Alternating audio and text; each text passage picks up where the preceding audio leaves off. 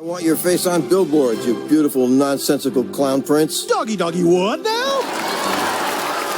Kid, how'd you like to be the star of Untitled, Horsing Around, Knockoff? Me? A star? But I have no experience, no formal training. Hey, you don't need any of those things. You got it. Hey, hello, how do you do? Shady Doorags here. Let's talk about Mr. Peanutbutter. Ever since I did my first video on Diane, people have had a surprisingly great deal of things to say about her husband. Even I wound up making more videos on him than I originally anticipated. There have been some who have claimed that in my videos, I've been biased towards Mr. Peanutbutter. And I can't exactly say that they're wrong, I just wouldn't use a word as heavy as biased. The simple fact of the matter is, I like Mr. Peanutbutter. He's not my favorite character, mind you, but he's done certain things that makes it very difficult for me to dislike him. And I thought it would be good for future videos if I went into detail as to why. Before that, let's make something clear. Mr. Peanutbutter is obviously not perfect. Like every other character in the show, he has flaws that help flesh him out, and to some people, those flaws are enough to put him in a negative light. The goal of this video is not to get anyone to stop hating Mr. Peanutbutter, but to simply explain why I, and perhaps many others, don't. There are a lot of small reasons as to why I don't hate Mr. Peanutbutter, like the humor that surrounds him and his goodwill towards others. However, there are two specific moments in the show that seal Mr. Peanutbutter as being a character I couldn't hate. First is the moment where he loses his job. Throughout the entire endeavor, he stays positive and believes that the future will be bright. I'm just gonna go with the flow and leave everything up to destiny. Que sera, quesadilla. You know we could lose the house, right? Diane. Right? Diane. If you peruse my channel enough, you will inevitably come across a topic called the fear of failure. This is a subject I address from time to time because it affects me daily. It's an aspect where a person is so afraid of failing that they decide not to try, usually as a result from failing multiple times in the past. Mr. Peanutbutter does not have this trait at all. He proudly pushes forward even after having massively failed.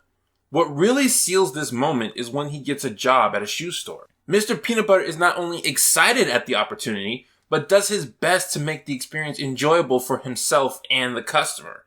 Would you like to see what's in box number 1 or box number 2? Either way, it's a brand new pair of shoes! As someone who's been in the service industry, I can tell you that it is very easy to hate your job and your life when working in this type of place. To see Mr. Peanutbutter put his all into being something like a shoe store clerk when he has been in a position where he's had millions of dollars spoke to me on a personal level, because I too believe that a problem is just a misunderstood opportunity. But the second moment is where I feel Mr. Peanutbutter really shines. For this, we go to where Mr. Peanutbutter has discovered that Diane has been lying to him for months on end. Whether you're looking at this from Diane's perspective or from Mr. Peanutbutter's, Diane is definitely in the wrong here. Mr. Peanutbutter has every right to be angry at Diane, to unleash any anger, any I told you so's at her. But what does he do instead? Listen, I know this sounds crazy, but I think maybe you should get back here so you can help me find the batteries. Yeah? I know you're doing important work and it's a long way to travel, but I need you here. And I think you should come home. Not only does Mr. Peanutbutter not care about what Diane did, not only does he instantly forgive her, but he makes her feel better about it. He ensures her that he cares more about her being there than the lies that she told him.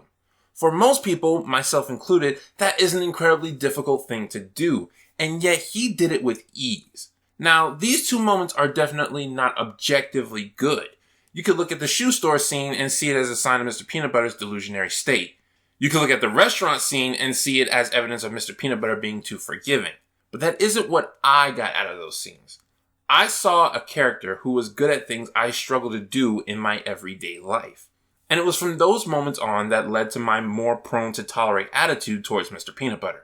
Now, of course, I still try to back my opinions up with some objective reasoning, and do try to recognize when my own biases are showing. Just because I like Mr. Peanutbutter doesn't mean I think everything he does is right, nor will I always defend him. But I think it's important to note going forward that it's going to be very difficult for me to dislike Mr. Peanutbutter. At the end of the day, I see a man just trying to be happy. and hoping to take as many people with him along that journey. I don't deserve that kind of love. Look, Bojack, I don't know a lot about balancing a state budget or how a bill becomes a law. I don't know a lot about a lot of things. But I do know this. Everybody deserves to be loved. This has been Shady Doorags. So long, farewell, I'd say goodbye.